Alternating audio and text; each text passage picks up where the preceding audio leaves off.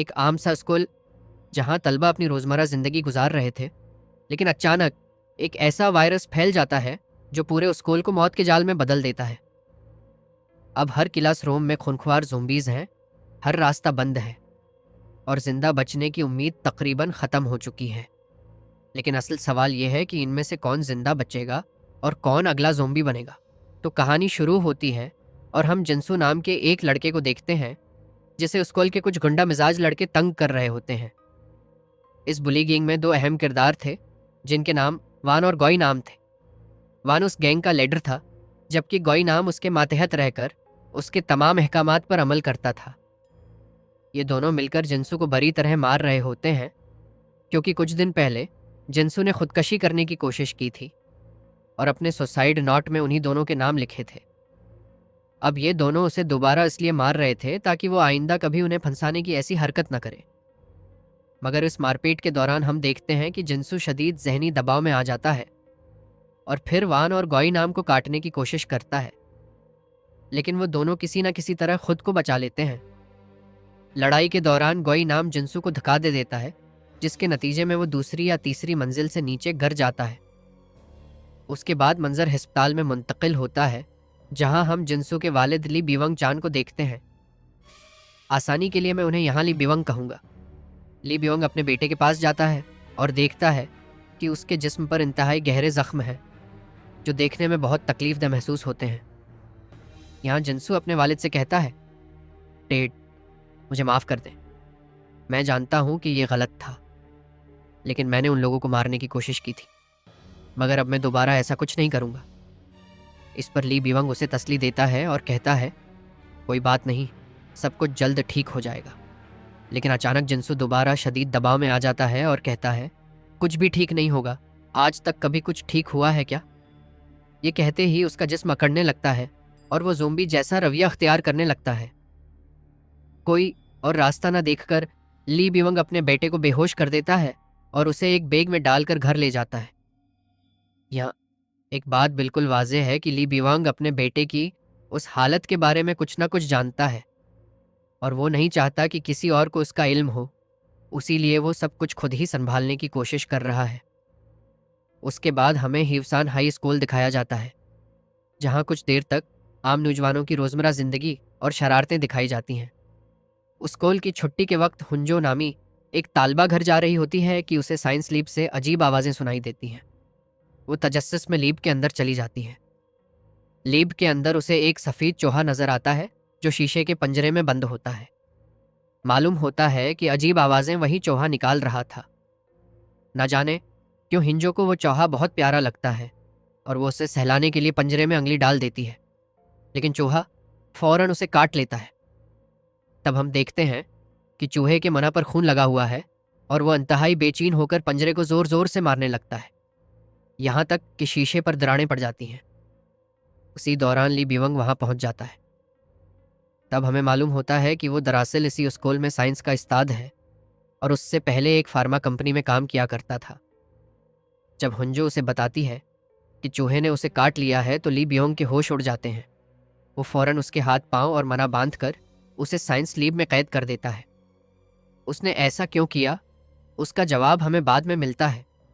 उसके बाद हम कहानी के चंद मरकजी किरदारों से मिलते हैं जिनके नाम चीवन सान, ओनजो, सोहेवक और नामरा हैं।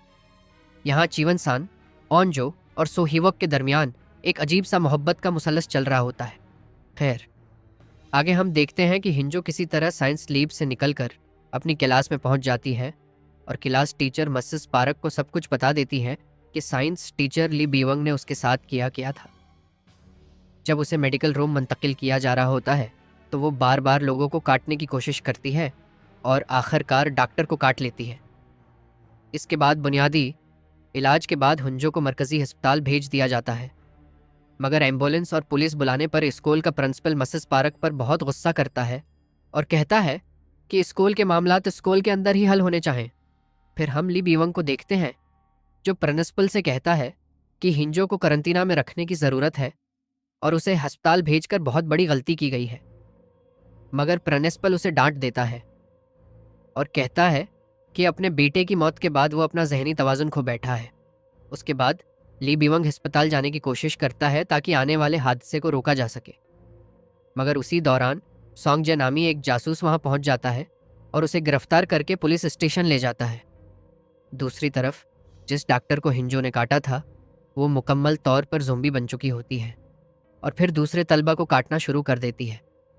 1 से 2, 2 से 4 और फिर बहुत तेज़ी से तकरीबन आधा स्कूल ज़ोंबी बन जाता है।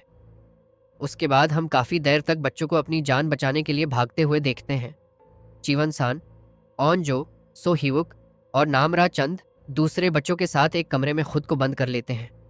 फिर इमारत की छत पर हम 2 बच्चों को देखते हैं जिनके नाम योनजी और चूलसो हैं। बुली गैंग ने उन्हें बहुत तंग किया हुआ था और योनजी की बरहना वीडियो भी बना ली थी। उन्हें 1 दिन की मोहलत दी गई थी कि अगर वो मतलूबा रकम दे दें तो वीडियो हज़्फ कर दी जाएगी, वरना उसे इंटरनेट पर फैला दिया जाएगा। उसी खौफ से योनजी इमारत से कूदकर खुदकशी करने का सोच रही थी, मगर उसी दौरान वो देखते हैं कि उस स्कूल के बच्चे ज़ोंबी बनते जा रहे हैं और ये देखकर योनजी खुदकशी का इरादा तर्क कर देती है। बाद में जासूस की तफ्तीश के दौरान ली बियोंग सारी हकीकत बयान करता है।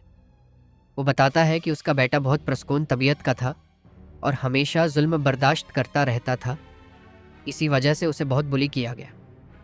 फिर ली बियोंग चूहों पर तजर्बात करता है और उनमें होने वाली हार्मोनल तब्दीलियों को निकाल कर अपने बेटे के जिस्म में दाखिल कर देता है ताकि वो अपने लिए लड़ सके, मगर उसका नतीजा बहुत ख़तरनाक निकलता है और ये एक खौफनाक वायरस में तब्दील हो जाता है जिसे जोनास वायरस का नाम दिया जाता है। उसी वायरस की वजह से जिन्सो ज़ोंबी जैसा बन गया था और ली बियोंग उसका इलाज तलाश नहीं कर सका था। इसी दौरान पुलिस स्टेशन में भी ज़ोंबी फैल जाते हैं। ली बियोंग को भी एक ज़ोंबी काट लेता है और मरने से पहले वो जासूस को बताता है कि स्कूल में उसका लैपटॉप मौजूद है जिसमें वायरस से बचने का एक फार्मूला है। उसके बाद जासूस वहां से फरार हो जाता है और पुलिस स्टेशन में कोई जिंदा इंसान बाकी नहीं बचता। फिर स्कूल में चिवन सान और सो हेवक फ़ोन हासिल करने के लिए खतरा मॉल लेकर स्टाफ रूम में जाते हैं। वहाँ उन्हें योनजी मिलती है जो तमाम जब्त शुदा मोबाइल फ़ोन तोड़ रही होती है ताकि उसकी वीडियो किसी भी सूरत में इंटरनेट पर अपलोड ना हो सके। चिवन सान एक फ़ोन लेने की कोशिश करता है, मगर उसे पता चलता है कि योनजी को ज़ोंबीज़ काट चुके हैं। वो बज़ाहिर नॉर्मल लग रही होती है मगर बहुत गुस्से में होती है, इसलिए वो चिवन सान पर भी हमला कर देती है। किसी तरह चिवन सान फ़ोन लेकर भाग निकलता है, मगर इस अफरातफरी में वो और सू हिवक अलग हो जाते हैं। बाद में चिवन सान प्रिंसिपल के कमरे में पहुंचता है जहां वो देखता है कि गोई नाम ने प्रिंसिपल को यरगमाल बना रखा है। चिवन सान उसे प्रिंसिपल को छोड़ने के लिए कहता है, मगर वो इनकार कर देता है। तब चिवन सान उसकी तस्वीर खींच लेता है और धमकी देता है कि वो तस्वीर पुलिस को भेज देगा, मगर गोई नाम फिर भी नहीं मानता। गुस्से में आकर चिवन सान उसे कहता है कि वो गुंडागर्दी छोड़ दे क्योंकि वो हमेशा दूसरों के हुक्म मानने वाला शख्स ही रहेगा और उसकी अपनी कोई हैसियत नहीं। ये सुनकर गोई नाम को शदीद गुस्सा आ जाता है और वो प्रिंसिपल को चाकू मार देता है। उसके बाद वो चिवन सान को मारने के लिए उसके पीछे पड़ जाता है। दोनों ज़ोंबीज़ से भरी हुई लाइब्रेरी के अंदर लड़ने लगते हैं और जैसे ही चिवन सान को मौका मिलता है वो गोई नाम की आंख पर वार कर देता है जिससे उसकी आंख शदीद जख्मी हो जाती है। दोनों लोग ज़ोंबीज़ से भरी हुई लाइब्रेरी के अंदर लड़ने लगते हैं और जैसे ही चिवन सान को मौका मिलता है वो गोई नाम की आंख पर वार कर देता है जिससे उसकी आंख फूट जाती है। इतने में ज़ोंबीज़ उसे घेर लेते हैं और उस पर हमला करना शुरू कर देते हैं। दूसरी तरफ चिवन सान वहाँ से भागकर एक महफूज कमरे में जाकर छुप जाता है। उधर सो हिवुक वापस अपने दोस्तों के पास पहुँचता है और उन्हें बताता है कि चिवन सान को मजबूरी में दूसरी तरफ भागना पड़ा था।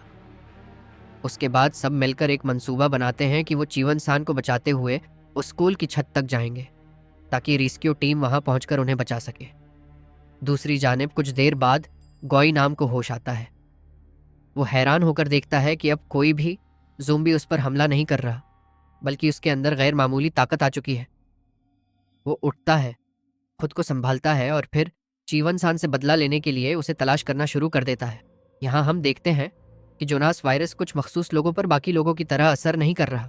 जहाँ तकरीबन तमाम मुतासरा लोग मुकम्मल ज़ोंबी बन जाते हैं, वहीं चंद लोग ऐसे भी हैं जो आधे इंसान और आधे ज़ोंबी बन जाते हैं। उन्हें हम हिम्बीज़ कह सकते हैं, यानी वायरस ने उनके जिस्म को तो मुतासिर किया है मगर उनका दिमाग अभी मुकम्मल तौर पर उसके काबू में नहीं आया, इसलिए वो अपने होश व हवास बरकरार रखते हैं। यही बात पहले ली बाइवंग भी बता चुका था कि ये वायरस मुसलसल अपनी शक्ल और खुसूसियात तब्दील करता रहता है, इसलिए मुमकिन है कि इन लोगों के अंदर वायरस ने एक नई कस्म की तब्दीली पैदा कर दी हो। उसके बाद हम देखते हैं कि सोहीवक और उसके साथी एक मंसूबे के तहत स्कूल के दूसरे हिस्से में लाउड स्पीकर पर गाना चला देते हैं ताकि तमाम ज़ोंबीज़ आवाज़ की तरफ चले जाएं। फिर वो मौके का फ़ायदा उठाकर चीवन सान को अपने साथ लेते हैं और छत की तरफ बढ़ने लगते हैं। लेकिन रास्ते में सोहीवक का सामना दोबारा गोई नाम से हो जाता है। जब उसे मालूम होता है कि गोई नाम चीवन सान को मारना चाहता है तो दोनों के दरमियान ज़बरदस्त लड़ाई शुरू हो जाती है। इस लड़ाई में गोई नाम अपनी ज़ोंबी ताकत की वजह से सोहीवक पर बहुत भारी पड़ता है और उसे बुरी तरह ज़ख्मी कर देता है।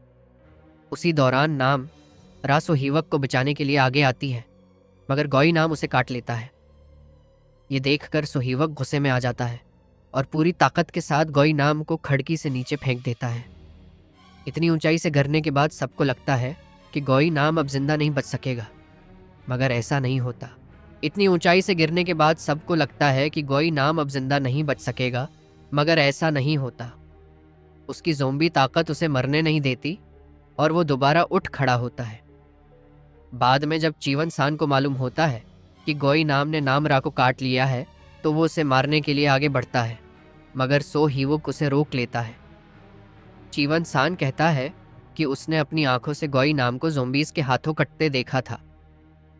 उस पर सो हीवक जवाब देता है कि ऐसा मुमकिन नहीं, क्योंकि लड़ाई से पहले उसकी गोई नाम से बात हुई थी और उसने मेरा नाम लेकर मुझे पहचाना भी था। कोई आम ज़ोंबी ऐसा नहीं कर सकता। काफ़ी बहस के बाद सब उस नतीजे पर पहुंचते हैं कि वायरस से मुतासिर होने वाले कुछ लोग मुकम्मल ज़ोंबी नहीं बनते, बल्कि आधे इंसान और आधे ज़ोंबी बन जाते हैं। अब नाम रा भी उन्हीं लोगों में शामिल हो चुकी है जिन्हें वो हिम्बीज का नाम देते हैं, और गोई नाम का इतनी ऊंचाई से गिरने के बावजूद जिंदा बच जाना इस बात का सबूत है कि उनके अंदर ज़बरदस्त री जनरेटो ताकत भी मौजूद है।